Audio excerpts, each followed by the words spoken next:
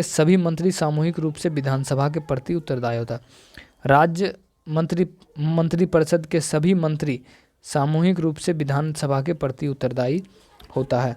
अनुच्छेद 164 के तहत राज्यपाल राज्य के मुख्यमंत्री की नियुक्ति करता है। अनुच्छेद 164 के तहत राज्यपाल राज्य की मुख्यमंत्री की नियुक्ति करता है। अनुच्छेद 164 के तहत जबकि अन्य सभी मंत्रियों की नियुक्ति राज्यपाल मुख्यमंत्री की सलाह पर करता है। मुख्यमंत्री सहित सभी मंत्रियों की न्यूनतम आयु 25 वर्ष होती है। मुख्यमंत्री सहित सभी मंत्रियों की न्यूनतम आयु कितनी होती है? 25 वर्ष होती है। मुख्यमंत्री का कार्यकाल सामान्यतः 5 वर्ष का होता है। मुख्यमंत्री राज्य की कार्यपालिका शक्ति का वास्तविक प्रमुख होता है। मुख्यमंत्री राज्य की कार्यपालिका शक्ति का वास्तविक प्रमुख होता है। अब हम देखते हैं महाधिवक्ता। संविधान के अनुच्छेद 165 के तहत प्रत्येक राज्य में महाधिवक्ता के पद का प्रावधान किया गया। महाधिवक्ता संविधान के अनुच्छेद 165 के तहत प्रत्येक राज्य में महाधिवक्ता का प्रावधान किया गया है। महाधिवक्ता की नियुक्ति राज्य मंत्रिपरिषद के सलाह पर राज्यपाल करता है। महाधिवक्ता की नियुक्ति राज्य मंत्रिपरिषद के सलाह पर राज्यपाल करता है। यह राज्यपाल के प्रसाद प्रयत्न पद धारण करता है। महाधिवक्ता की नियुक्ति राज्य मंत्रिपरिषद के सलाह पर राज्यपाल करता है और यह राज्यपाल के प्रसाद प्रयत्न धारण करता है। महाधिवक्ता राज्य का प्रथम और सर्वोच्च कानूनी सलाहकार होता है। महाधिवक्ता राज्य का प्रथम और सर्वोच्च कानूनी सलाहकार होता है। महाधिवक्ता को देश के किसी भी न्यायालय में सुनवाई का अधिकार प्राप्त है। महाधिवक्ता को देश के किसी भी न्यायालय में सुनवाई का अधिकार होता है। देश के किसी भी कोने में सुनवाई का अधिकार होता है। महाधिवक्ता राज्य विधानमंडल के किसी भी सदन का सदस्य नहीं होता। महाधिवक्ता राज्य विधानमंडल के किसी भी सदन का सदस्य नहीं होता, परंतु सदनों की कार्यवाही में भाग ले सकता है और सदनों को संबोधित भी कर सकता है। महाधिवक्ता सदन में मत का प्रयोग नहीं कर सकता है। महाधिवक्ता के पद की योग्यता उच्च न्यायालय के न्यायाधीश के समान होती है। अब है राज्य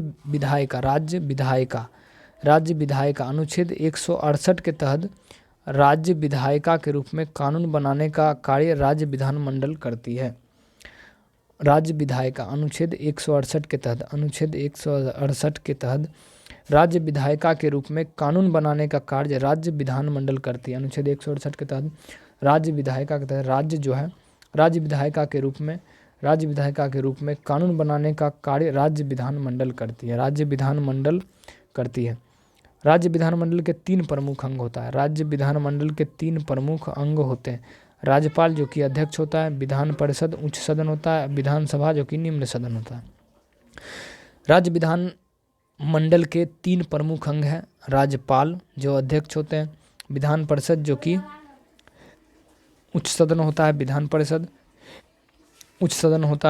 परिषद और निम्न सदन होता है विधानसभा। अब हम बात करते हैं विधानसभा के बारे में। विधानसभा को निम्न अथवा अस्थायी सदन कहा जाता है। विधानसभा को निम्न अथवा अस्थायी सदन भी कहा जाता है। निम्न सदन किसको? विधानसभा को निम्न अथवा अस्थायी सदन भी कहा जाता है। विधानसभा को निम्न अथवा अस्थायी सदन भी कहा जाता है। विधानसभा को निम्न अथवा अस्थायी सदन भी कहा जाता है। मुख्यमंत्री की सिफारिश पर राज्यपाल किसी भी समय विधानसभा को भंग विघटित कर सकता है। मुख्यमंत्री की सिफारिश पर राज्यपाल किसी भी समय विधानसभा को भंग अथवा घटित कर सकता है, जिस कारण विधानसभा को अस्थायी सदन कहा जाता है। जिस कारण विधानसभा को अस्थायी सदन कहा जाता है। किसी राज्य में विधानसभा में अधिकतम सदस्यों की संख्या 500 होती है। किसी राज्य में विधानसभा में अधिकतम सदस्यों की संख्या 500 और न्यूनतम जो है 60 होती है। किसी राज्य में विधानसभा में अधिकतम सदस्यों की संख्या कितनी है? तो अधिकतम जो सदस्यों की संख्या है वो है 500। अधिकतम सदस्यों की संख्या कितनी? 500। और न्यूनतम सदस्यों की संख्या कितनी? 60। न्यूनतम सदस्यों की संख्या 60 है। देश की 4 विधानसभाएं हैं। देश की 4 विधानसभाएं न्यूनतम सदस्य संख्या का अपवाद है। देश की 4 विधानसभा न्यूनतम सदस्य संख्या का अपवाद है। कौन है? तो गोवा में 40 विधानसभाएं, न्यूनतम 7 होनी चाहिए, लेकिन गोवा में विधानसभा की सदस्य की संख्या कितनी है? तो 40। मिजोरम में भी 40, गोवा में 40, मिजोरम में 40, गोवा में 40 और मिजोरम में 40। और सिक्किम में कितना? 32, पुदुचेरी में 30। गोवा में 40 है, मिजोरम में 40, सिक्किम में 30 और पुदुचेरी में 30। सर्वाधिक विधानसभा सीटों वाला राज्य कौन है? तो उत्तर प्रदेश। सर्वाधिक विधानसभा सीट वाला राज्य कौन है? उत्तर प्रदेश में सर्वाधिक विधानसभा सीटों वाला राज्य है उत्तर प्रदेश। 403 विधानसभा सीट, 403 विधानसभा सीट है उत्तर प्रदेश का, 403 विधानसभा सीट। पश्चिम बंगाल में है 294, पश्चिम बंगाल में 294, महाराष्ट्र में 288 और बिहार में 243। उत्तर प्रदेश में विधानसभा सीट कितनी है? तो 403 है।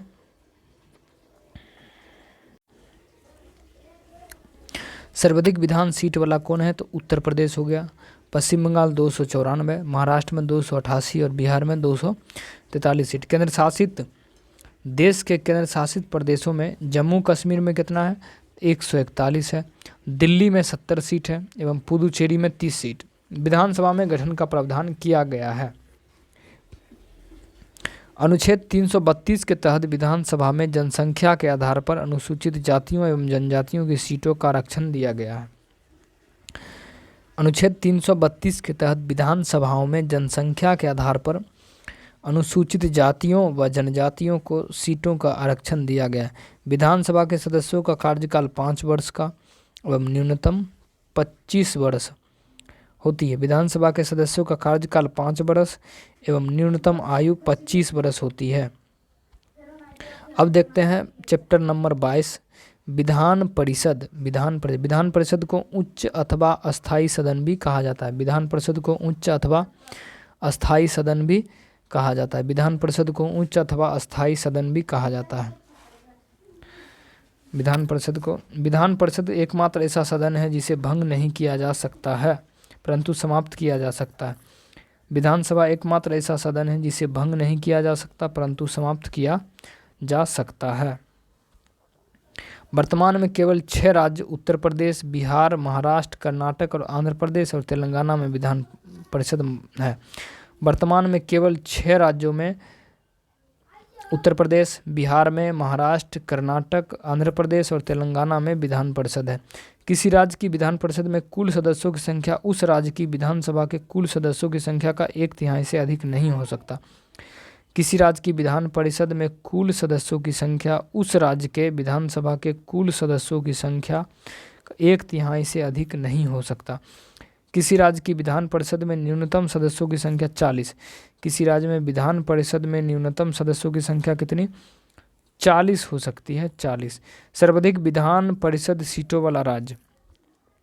सर्वाधिक विधान परिषद सीटों वाला राज्य कौन है? तो उत्तर प्रदेश। सर्वाधिक विधान परिषद सीटों वाला राज्य कौन है? तो विधान परिषद सीटों वाला राज्य कौन है? तो सबसे अधिक है उत्तर प्रदेश। महाराष्ट्र हो गया दूसरे नंबर 78 पर, तीसरा नंबर पर 75 बिहार और कर्नाटक 75, आंध्र प्रदेश 50 और तेलंगाना 40। सर्वाधिक विधान परिषद में सीटों की संख्या 100 है उत्तर प्रदेश का। महाराष्ट्र में 78 है, बिहार में 75, कर्नाटक में 75, आंध्र प्रदेश में 50 और तेलंगाना में 40 है। विधान परिषद के सदस्यों का कार्यकाल 6 वर्ष का होता है। विधान परिषद के सदस्यों का जो कार्यकाल होता है वो होता है 6 वर्ष का, यानी 6 साल का। विधान परिषद के सदस्यों का कार्यकाल कितने वर्षों का होता है? तो 6 वर्षों का, परंतु दूसरे वर्ष 1/3 सदस्य सेवानिवृत्त होते हैं तथा उनके स्थान पर नवीन सदस्य निर्वाचित होते हैं। 6 वर्ष का होता है, परंतु दूसरे वर्ष 1/3 सदस्य क्या होते हैं? सेवानिवृत्ति होते हैं। विधान परिषद का सदस्य बनने के लिए न्यूनतम आयु 30 वर्ष होनी चाहिए। विधान परिषद किसी साधारण विधेयक को अधिकतम 4 माह तक विधान परिषद किसी साधारण विधेयक को 4 माह तक और किसी धन विधेयक को 14 दिनों तक रोक सकता है।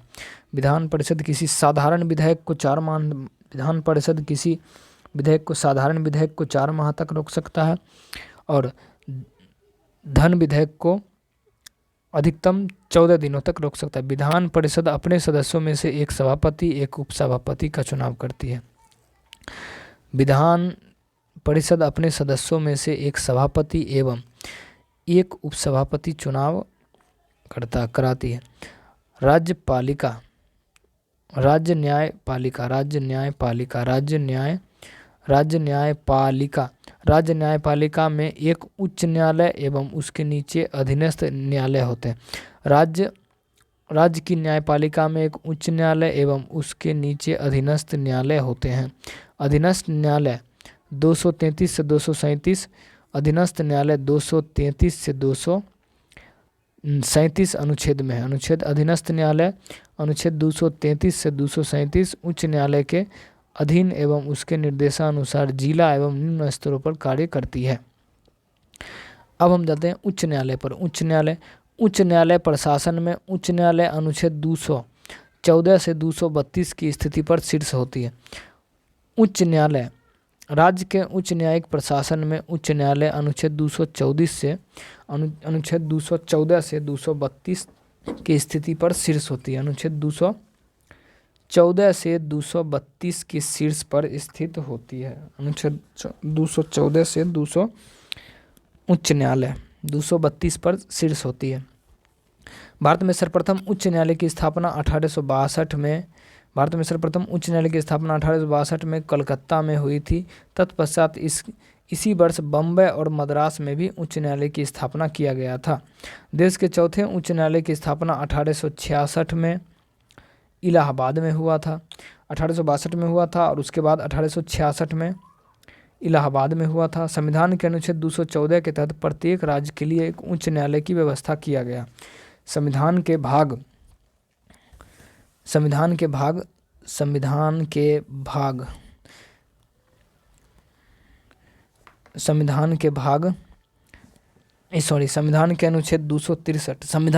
214 के तहत प्रत्येक राज्य के लिए एक उच्च न्यायालय की व्यवस्था जो है किया गया। प्रत्येक राज्य के लिए एक उच्च न्यायालय की व्यवस्था अनुच्छेद कितना में किया गया है?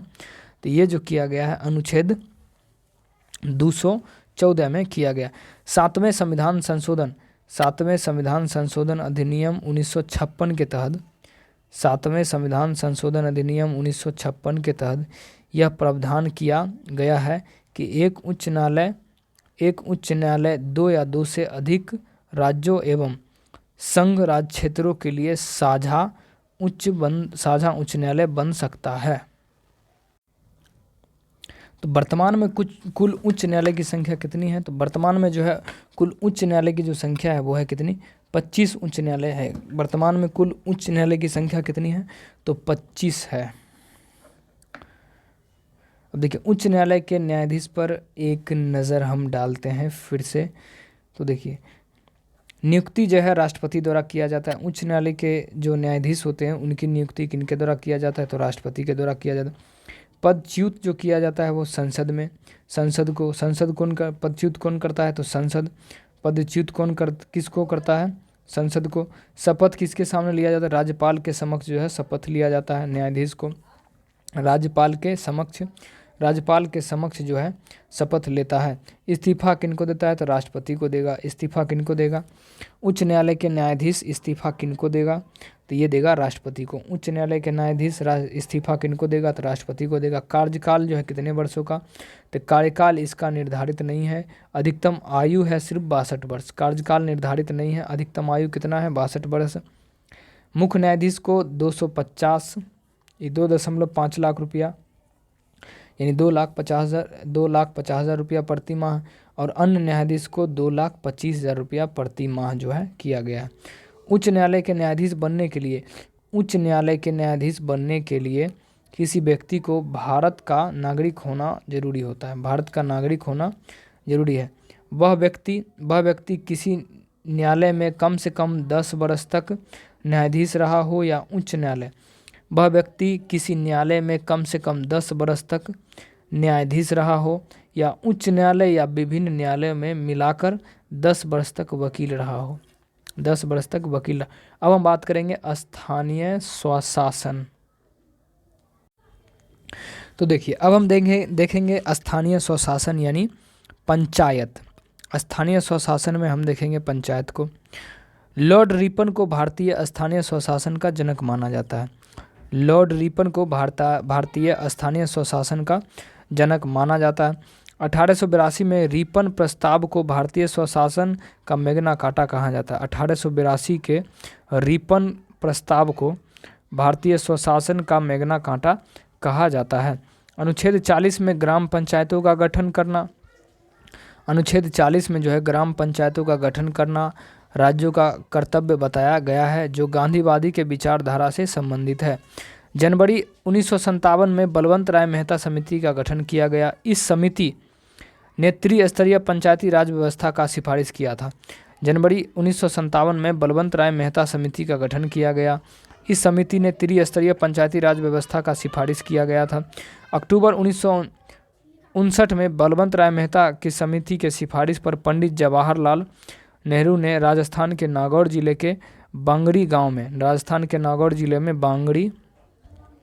गांव में सर्वप्रथम त्रिस्तरीय पंचायत राज व्यवस्था की शुरुआत किया था। 1987 में अशोक मेहता समिति का गठन किया गया, जिसका उद्देश्य पंचायती राज व्यवस्था में उत्पन्न कमियों को दूर करना। इस समिति ने द्विस्तरीय पंचायती राज व्यवस्था की सिफारिश किया था। इस समिति ने द्विस्तरीय पंचायती राज व्यवस्था का सिफारिश किया था। वर्ष 1986 में प्रधानमंत्री राजीव गांधी के शासनकाल में लक्ष्मीमल सिंघवी समिति का गठन किया गया। वर्ष 1986 में प्रधानमंत्री राजीव गांधी के शासनकाल में लक्ष्मीमल सिंघवी समिति का गठन किया गया था। लक्ष्मीमल सिंघवी समिति का गठन कब किया गया था? 1986 में किया गया था।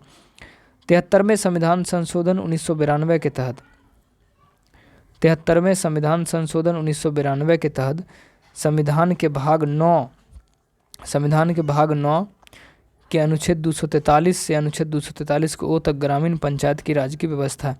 73वें संविधान संशोधन 1992 के तहत संविधान के भाग 9 में 243 अनुच्छेद 243 से अनुच्छेद 243 को ओ तक ग्रामीण पंचायत की राज व्यवस्था का प्रावधान है।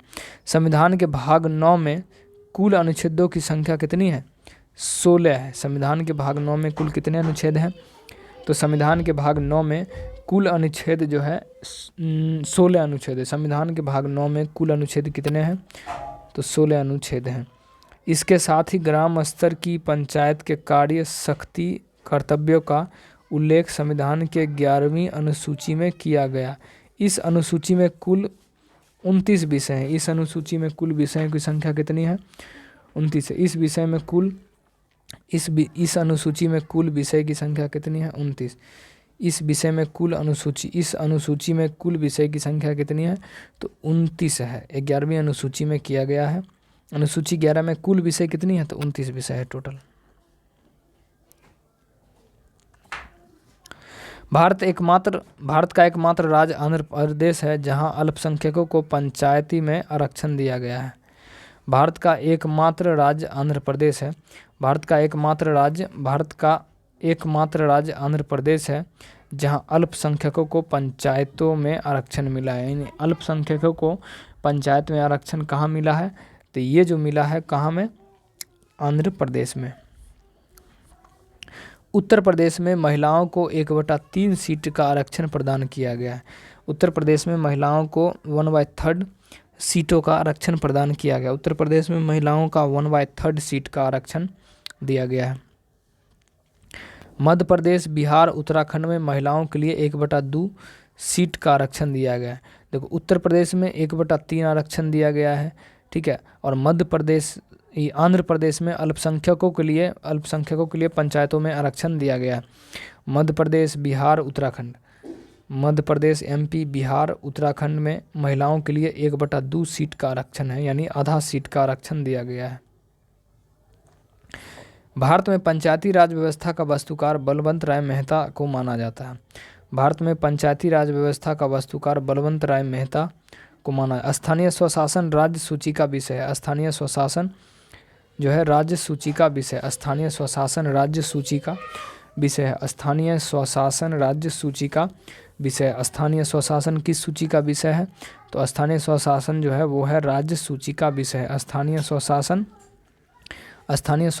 राज्य सूची का विषय। स्थानीय स्वशासन राज्य सूची का विषय। स्थानीय स्वशासन राज्य सूची का विषय। स्थानीय स्वशासन राज्य सूची का विषय है। स्थानीय स्वशासन राज्य सूची का विषय है। राज्य सूची का विषय है। पंचायतों का सदस्य बनने की न्यूनतम उम्र 21 वर्ष होती है। पंचायतों का सदस्य बनने की न्यूनतम उम्र कितनी होती है? 21 वर्ष होती है। अरुणाचल प्रदेश एकमात्र ऐसा राज्य है जहां पर अनुसूचित जाति को सीटों का आरक्षण नहीं दिया गया है। अरुणाचल प्रदेश एकमात्र ऐसा राज्य है जहां अनुसूचित जाति को सीटों का आरक्षण नहीं दिया गया है। जहां अनुसूचित जाति को सीटों का आरक्षण नहीं दिया गया। मेघालय, मिजोरम, नागालैंड में पंचायतों का गठन नहीं किया गया है। मेघालय, मिजोरम तथा नागालैंड में पंचायतों का गठन नहीं किया गया। मेघालय हो, मिजोरम, नागालैंड में पंचायतों का गठन नहीं किया गया है। मेघालय में, मिजोरम में, नागालैंड में पंचायतों का गठन, देखो मेघालय में पंचायत नहीं है, मिजोरम में पंचायत नहीं है, नागालैंड में पंचायत नहीं है, नहीं किया गया। इन राज्यों में एक स्तरीय जनजातीय परिषद कार्यरत है। इन राज्यों में एक स्तरीय जनजातीय परिषद कार्यरत है। 24 अप्रैल को प्रत्येक वर्ष राष्ट्रीय पंचायती राज दिवस के रूप में मनाया जाता है। 24 अप्रैल को प्रत्येक वर्ष राष्ट्रीय पंचायती राज दिवस के रूप में मनाया जाता है। 24 अप्रैल को प्रत्येक वर्ष राष्ट्रीय पंचायती राज दिवस के रूप में मनाया जाता है। 24 अप्रैल को प्रत्येक वर्ष राष्ट्रीय पंचायती राज दिवस के रूप में मनाया जाता है। 24 अप्रैल को प्रत्येक वर्ष राष्ट्रीय पंचायती राज दिवस के रूप में मनाया जाता है। उत्तर प्रदेश पंचायत विधि संशोधन विधेयक 1994 में पारित किया गया था, जो 22 अप्रैल 1994 को लागू हुआ। 22 अप्रैल उत्तर प्रदेश पंचायत विधि संशोधन विधेयक 1994 में पारित किया गया था, जो 22 अप्रैल 1994 को लागू हुआ था। स्वतंत्र भारत के प्रथम पंचायती राज मंत्री सुरेंद्र कुमार डे थे।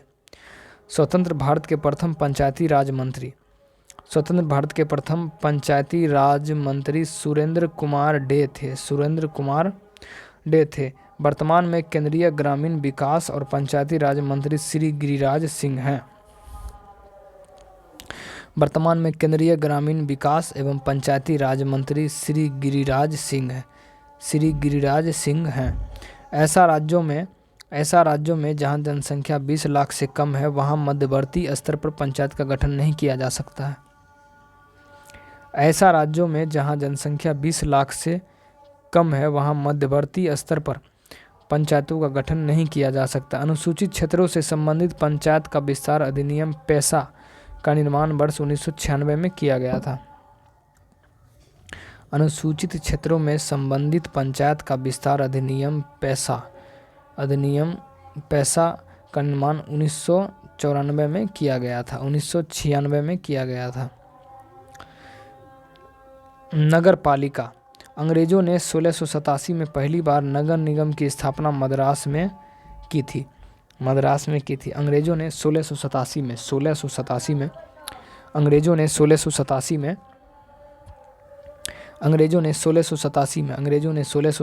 में पहली बार नगर निगम की स्थापना मद्रास में की थी। कहाँ में किया था? मद्रास में किया था। 74वें संविधान संशोधन अधिनियम 1992 के तहत संविधान के भाग 9 के 1 में नगर पंचायत का उल्लेख अनुच्छेद 243 के पी से 243 के जेड जी तक है। 74वें संविधान संशोधन 1992 के तहत 74वें संविधान संशोधन 1992 के तहत संविधान के भाग 9 के नगर पंचायत का उल्लेख 243 के पी से 243 के जेड जी तक किया गया है। संविधान के भाग 9 के ए में कुल अनुच्छेदों की संख्या 18 है। संविधान के भाग 9 के ए में कुल अनुच्छेदों की संख्या कितनी है? तो 18 है। संविधान के भाग 9 के ए में अनुच्छेदों की संख्या टोटल कितनी है? 18 है। इसके साथ ही नगर स्तर की पंचायतों के कार्य, शक्तियाँ, कर्तव्य का उल्लेख संविधान के 12वीं अनुसूची में किया गया। इस अनुसूची में कुल 18 विषय है। कुल विषय कितना है? उल्लेख संविधान के 12वीं अनुसूची में किया गया। इस अनुसूची में कुल विषय कितना है? तो कुल विषय 18 है। कुल विषय कितना है? तो कुल विषय जो है इस विषय में कितना है? तो कुल विषय 18 है। नगर पालिकाओं का कार्यकाल भी पंचायतों के समान प्रथम अधिवेशन बैठक से 5 वर्ष तक होता है। नगर पालिकाओं में अनुसूचित जाति, अनुसूचित जनजाति तथा महिलाओं के लिए सीटों का आरक्षण प्रदान किया गया है। नगर पालिकाओं में अनुसूचित जाति, अनुसूचित जनजाति, महिलाओं तथा सीटों का आरक्षण किया गया है। सहकारी समितियां कैसी है? भारत में सहकारी आंदोलन की शुरुआत 1904 में हुआ था। भारत में सहकारी आंदोलन का शुरुआत 1904 में हुआ था। सहकारी आंदोलन की शुरुआत 1904 में किया गया था। भारत में सहकारी आंदोलन की शुरुआत 1904 में किया गया था। भारत में सहकारी आंदोलन की शुरुआत 1904 में किया गया था। 1904 में किया गया था। 1904 में किया गया था। 1904 में किया गया था।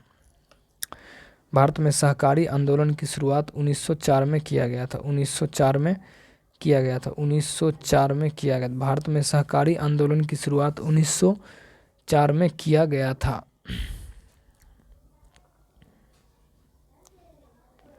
भारत में सहकारी आंदोलन के जनक एफ निकोलसन को माना जाता है। भारत में सहकारी आंदोलन का जनक एफ निकोलसन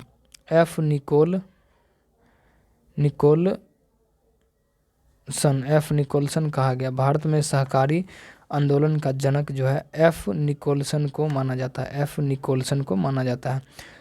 97वां संविधान संशोधन अधिनियम 2011।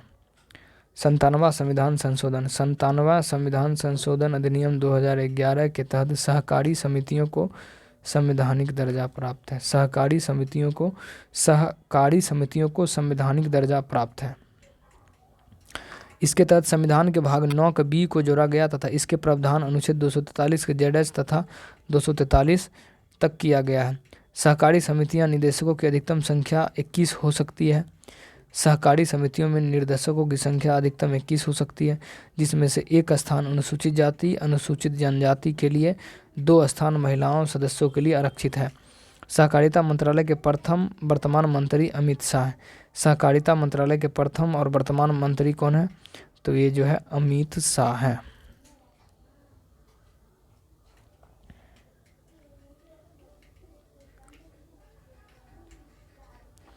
केंद्र राज्य संबंध यानी केंद्र और राज्य का, तो देखिए अब हम देखेंगे केंद्र और राज्य का संबंध। संविधान के भाग 9 में अनुच्छेद 245 से 263 तक जो है केंद्र और राज्य संबंधों का उल्लेख किया गया है। यानी अनुच्छेद कितना में 245 से 263 तक जो है भाग 9 में केंद्र और राज्यों के संबंध का उल्लेख किया गया है। केंद्र और राज्यों के संबंध को मुख्यतः 3 भागों में विभाजित किया जाता है। केंद्र और राज्य संबंधों को मुख्यतः 3 भागों में विभाजित किया जाता है। विधायी संबंध अनुच्छेद 245 से 255।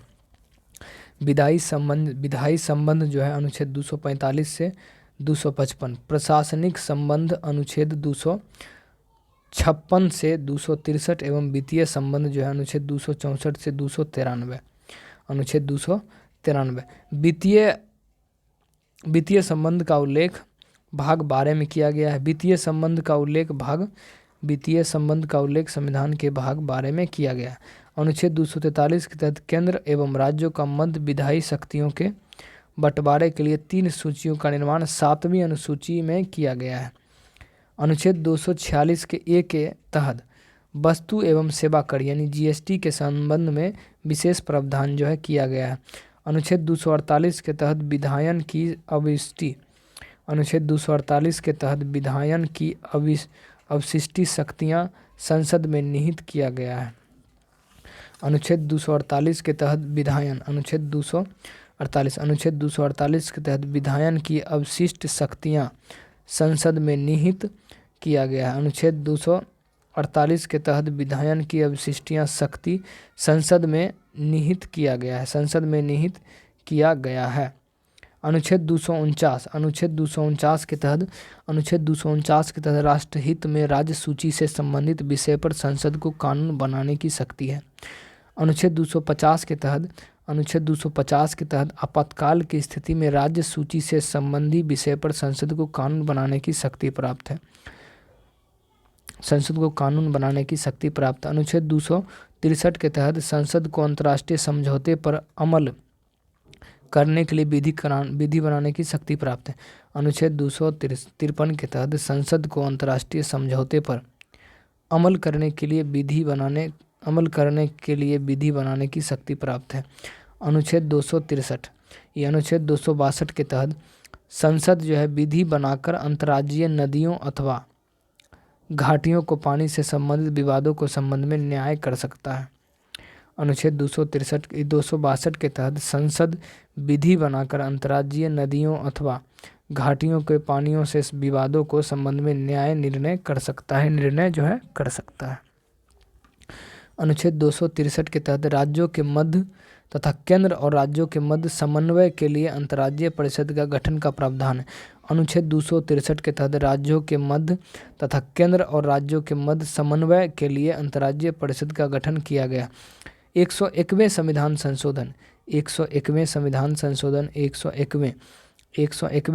संशोधन अधिनियम 2016 के तहत अनुच्छेद 279 के ए जोड़ा गया था। 2016 के तहत 279 के ए जोड़ा गया, जिसके द्वारा राष्ट्रपति को जीएसटी परिषद की स्थापना की शक्ति प्राप्त है। केंद्र राज्य संबंधों के संदर्भ में 1966 में मोरारजी जी देसाई की अध्यक्षता में 6 सदस्यीय प्रथम प्रशासनिक सुधार आयोग का गठन किया गया था। केंद्र राज्य संबंधों के संदर्भ में 1966 में मोरारजी जी देसाई की अध्यक्षता में 6 सदस्यीय प्रथम प्रशासनिक सुधार का आयोग का गठन किया गया। वर्ष 1969 में डॉक्टर वीपी राजमन्नार की अध्यक्षता में 3 सदस्यीय राजमन्नार आयोग का गठन किया गया था। वर्ष 1993 में केंद्र राज्य संबंधों के लिए सेवानिवृत्ति न्यायाधीश आर.एस. सरकारिया की अध्यक्षता में 3 सदस्यीय सरकारियों का आयोग का गठन किया गया था। वर्ष 1983 में केंद्र राज्य संबंधों के लिए सेवानिवृत्ति न्यायाधीश की आर.एस. सरकारिया अध्यक्षता 3 सदस्यों का जो है गठन किया गया, 3 सदस्यों सरकारी आयोग का गठन किया गया था, जिसने संबंधों में सुधार की दशा में 247 सिफारिश की थी। वर्ष 2007 में केंद्र सरकार ने केंद्र राज्य संबंधों की समीक्षा के लिए पूर्व न्यायाधीश मदन मोहन पुंछी की अध्यक्षता में 4 सदस्यीय पुंछी का गठन जो है किया गया था। अब हम बात करेंगे संवैधानिक और गैर संवैधानिक निकाय। संवैधानिक और गैर संवैधानिक निकाय को अब हम देखेंगे। वित्त आयोग का उल्लेख संविधान के भाग कितना में किया गया है? तो वित्त आयोग का जो उल्लेख है संविधान के भाग 12 के अनुच्छेद 280 में किया गया है। यह एक अस्थायी आयोग है जिसका राष्ट्रपति प्रत्येक 5वें वर्ष में गठन करता है। जिसका राष्ट्रपति जो होता है 5वें वर्ष में जिसका गठन जो है करता है।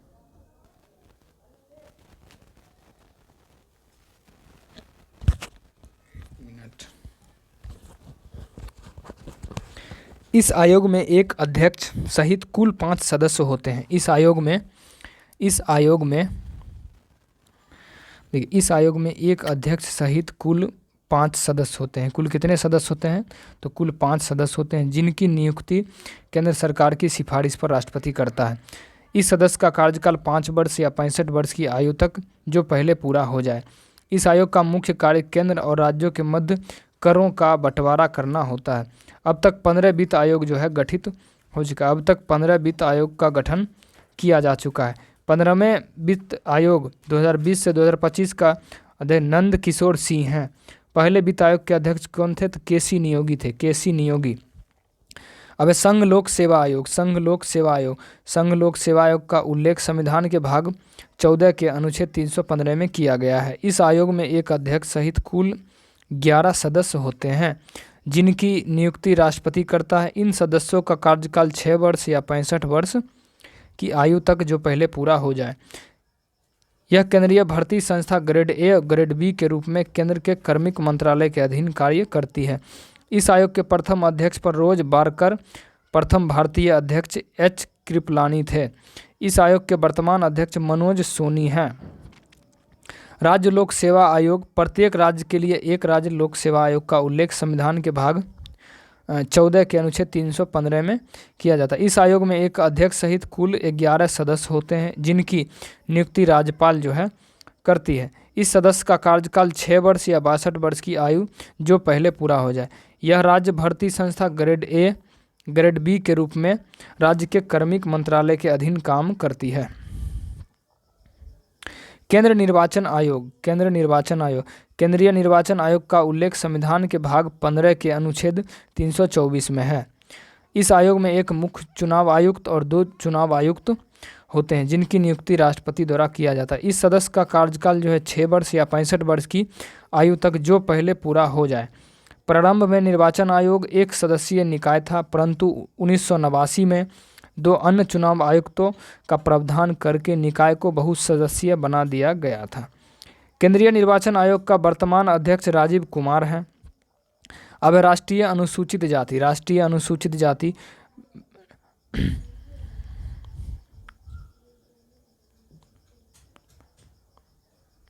89वें संविधान संशोधन 2003 के तहत संविधान के भाग 16 के अनुच्छेद 338 में अनुसूचित जाति आयोग को संवैधानिक दर्जा प्रदान किया गया है।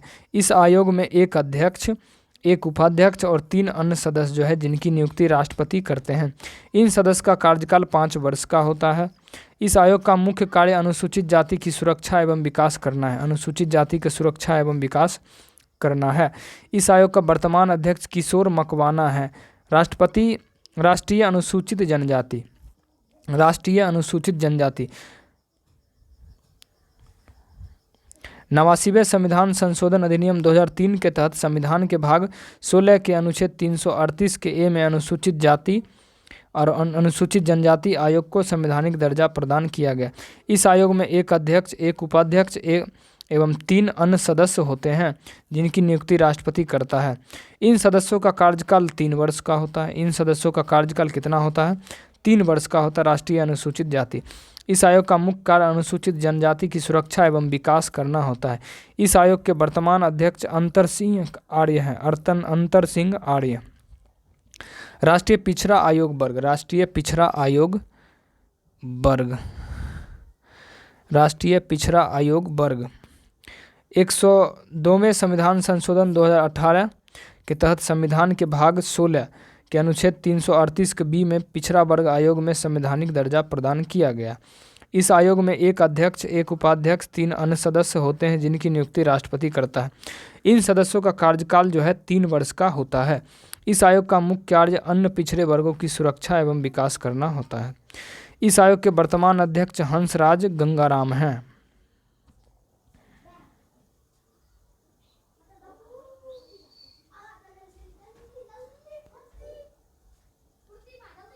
इसको आप खुद भी याद कर सकते हैं। अब है राजभाषा। भारतीय संविधान के भाग 17 के अंतर्गत अनुच्छेद 343 से 351 तहत राजभाषा प्रावधानों का उल्लेख किया गया।